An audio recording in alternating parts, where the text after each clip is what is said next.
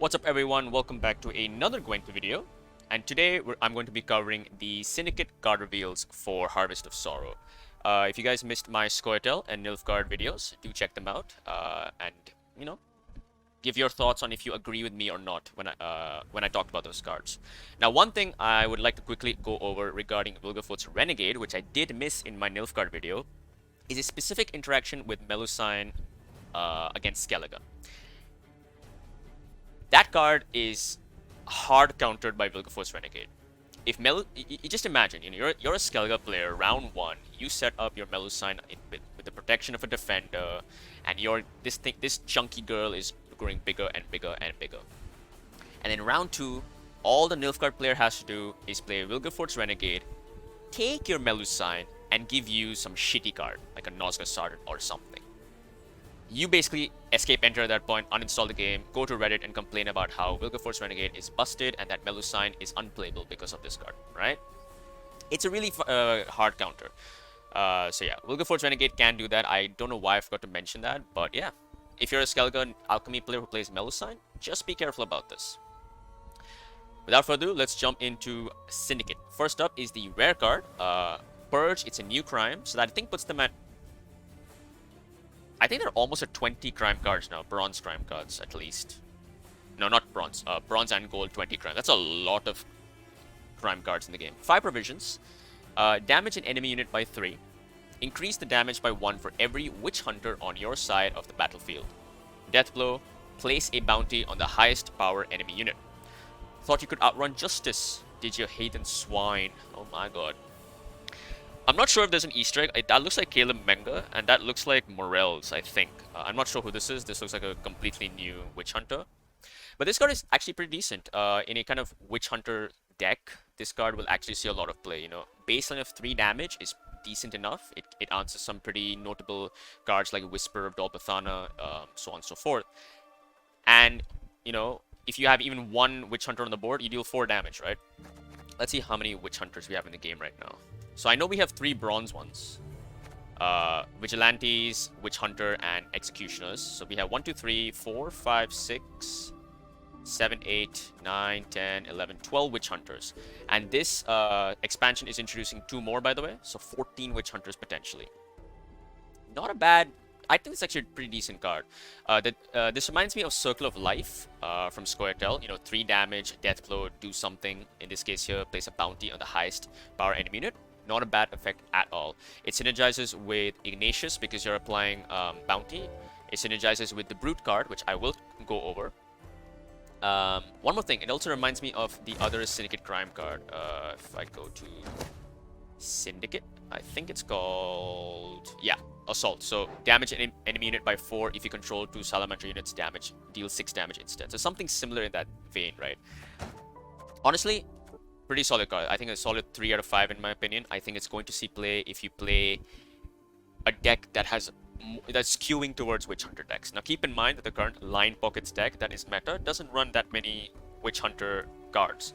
It runs the Witchfinder, which is 1. Some of them run the Scoundrel, so that's 2, and I think that's pretty much it. You don't really see more than that. But if you're playing a full-on Witch Hunter deck, this card will definitely be put into it. Definitely. It's a very good card in that case. Solid 3 out of 5 in my opinion. Next up, we have the common card. This is a 4 for 4. As I predicted, another bonded card to synergize with the Mushy Truffle. Savvy Huckster, Human. Profit 1, deploy damage an enemy unit by 1. Bonded, increase the profit and damage by 1. So, profit 2, deploy damage a unit by 2. This is an enemy unit, by the way, so you can't target your allies if you wanted to for some reason. Good sir, half a crown per stone. That's a crime. I'll take 20. This artwork is hilarious in a very dark way. People are essentially paying to, stone this mage, which is actually quite dark. Whew. Let's go to the card. I think the card is terrible. I think the card is terrible not because it's a weak card. The first one plays as a 6 for 4. The second one, if you have bonded, plays as an 8 for 4. I just think that it has no synergies. It has no tags. It's not a Witch Hunter. It's not a Fire Sworn. It's not a, Blind Eye or any. It doesn't have any tag. So why would you run this card, right? There are better profit cards that are at 4 provisions. So you're not playing this for profit. You're not going to play this for damage. There are much better damage cards at 4 provisions for Syndicate. Let's look at them, right? Faction, Syndicate, right? 4p. Alright, so at profit, so first of all, Syndicate loves to run a bunch of crime cards at 4p. These give you more profit, and they also have, they let you play uninteractively for at least a turn, which is really powerful. And they have setup, right? You can place bounty, or you can just deal damage, or you can spawn units, or you can gain coins. And even if you do want to play a 4 provision card, you have stuff like Mutant Maker, a very good 4 provision card that gives you 3 profit. Even Beggar is better. Profit 3, Bonded, Profit 5 instead. Because it also has Blind Eye, which means it has some synergies with stuff like Collusion, for example. You know, even Street Urchins, in my opinion, is better. So, yeah, I'm actually very disappointed by this card. I think it's actually a pretty bad card. Is this a reason to run Mushy Truffle in a deck? I don't think so. Honestly, 1 out of 5. Not because it's a weak card. It's still, you know, a solid, you know, 6 or 4 play that you won't hate to play, but it's not something you also want to play, right? Mainly because it seems like a very boring design. I don't think this is something I think this is probably one of the weakest cards in the expansion so far in terms of design. I think every other card in this expansion has had something fun or unique about it, or some synergy. But yeah, Savvy Huckster for me, very disappointing card. 1 out of 5 for me. Alright, now we're jumping onto the big boys. First up, we have the 7 strength, 7 provision epic card, Octavia Hale. So yeah, as people predicted on Reddit, basically Syndicate was going to be focusing on the Hale family for their legendary and epic cards. So we got our legendary version of her, the Witchfinder, and now we have the epic version. Ignatius Hale was the epic version of the Brute, you know. So now we have the Brute, who's a legendary version. Scoundrel and Fabian Hale, same thing. So yeah, let's see what she does. 7 for 7, Human Witch Hunter. Deploy. Draw up to 2 of Octavia's sons to your hand, then shuffle back the same number of cards. A mother is more than just the sum of her children. So, I actually didn't know. When I first talked about Ignatius Hale when he was revealed, I actually thought Ignatius Hale was Octavia's husband. It's actually not the case. He's actually her son. So she has 2 sons. The husband is, we don't know who the husband is. Doesn't matter. We don't care. This card is really good. This is a tutor. It's a fantastic card in my opinion. It's a witch hunter as well, so it gains benefits from you know, Purge. It gains benefits from Tamara's Strenger, and it's a great tutor, a very strong tutor. Draw up to 2 of Octavia's sons. So you can compare this to Snowdrop / Burner / Yorbit's Gambit, in the sense that you draw 2 cards and then you shuffle back 2, right? Now in the game right now, after this expansion hits, there will be 4 sons in the game, Octavia's sons in the game. The Brute is one of them. Then we have, let me quickly see. Where are you? Yes. So, where's the Scoundrel? Why can't I find the Scoundrel? He's 10p, right? Never mind. So yeah, Brute is the first one at 13 provisions. Second one is Scoundrel, which right here. He's another son. Next up we have Fabian Hale, who I believe is 9p. Hale. Let's just type Hale. Yeah, Fabian Hale at 8p, so this is another son, and then you have finally Ignatius Hale. So 4 options there, and in my opinion, 2 of them are fantastic. The Scoundrel is a fantastic card, and the Brute, which we'll cover later on, I think is also a very good card. So yeah, Octavia Hale is just a great card. The way I look at tutor cards is that they get better if their options are good. If their options are bad, the tutor card is bad, right? So for example, if you looked at what's a good example of this? If you looked at nature cards, for example, when they were first introduced, not too many incredible cards. You had, you know, some limited options, but once more started to get added, you know, Foff became even better and better and better and better, right? She became more flexible because now you have such a wide array of nature cards to choose from. So yeah, I think Octavia Hale is an easy 4 out of 5 card, if not a 5 out of 5. I think she's going to see very consistent play in a Witch Hunter deck, and even in a non-Witch Hunter deck. Just being able to tutor Brute and the Scoundrel is a big plus. And if you're going for a full, you know... Oh wow, that's why. I was so confused why he's here. But yeah, if you're going for a full Witch Bounty deck, Ignatius Hale as a finisher is a great tutor. You know, it's a 19-point finisher. Not bad at all. And Fabian, I think, is a little overcosted in my opinion for what he does. He's not a bad card. He's an engine. He's Intimidate, right? But yeah, I just think that This card is best played with the Brute and Scoundrel. Easy 4 out of 5 card in my opinion. Love it. And finally, that brings us to the legendary card for Syndicate. It is the Brute, Ignatius Hale's legendary form. 6 strength, 13 provisions. So again, one of the more expensive cards in the game. I think this is the most expensive card Syndicate has. Apart from the passive floor, I'm talking about a unit. Yeah, he's actually the most expensive unit in the game now for Syndicate. Wow. Human Witch Hunter, profit 0, deploy, boost self by 0. Boost is equal to the base power of the last destroyed enemy unit with a bounty. So what that means is if you destroy, if the last unit you destroyed was it like an Elven Swordmaster that had a bounty, this guy will, and then you played the Brute next turn, he'll be boosted by 4, so he's a 10 for 13. Whenever you place a bounty on an enemy unit, increase this unit's profit by 1. So in the previous scenario I just mentioned, he would actually be an 11 for 13 because you had to apply a bounty on the Elven Swordmaster to kill it, right? Makes sense? He's a slayer of all things wicked, a savior of the common folk, and a very good boy. At least, that's what his mom tells him. Aw, at least his mom loves him. It's a good thing. I think this is a great card. I think this is this is what we need when it comes to design of powerful cards, as I said. I always come back to Mamuna because I think Mamuna is one of the biggest outliers I've ever seen.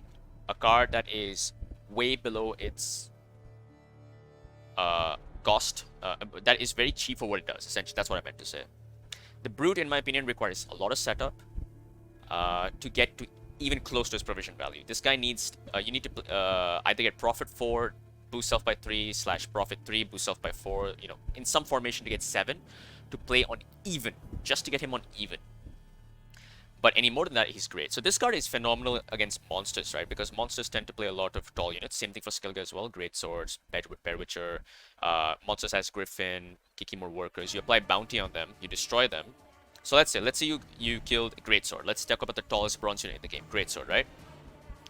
Assuming you've only played 1 bounty in the game on that Greatsword, and then you slap this guy down, this is 17 for 13. He gets boosted by 10, and then he gives you 1 profit. Not bad at all. Again, Mamuna is laughing in the corner. You can hear her laughing. 20 for 11, 20 for 11, come to mama. But yeah, the Brute is a great card in my opinion. He's very expensive though, and that's I think the biggest weakness of this card is that Line Pockets deck right now is very optimized. It has a flexible top end, but the top end never crosses 12 provisions, right? The Witchfinder is the most expensive card alongside the Professor in that deck. So it's difficult to see how people are going to squeeze Brute in unless it's a very Witch Hunter focused deck. One other thing is Tamara Strenger makes this card even better. Tamara makes this guy a what?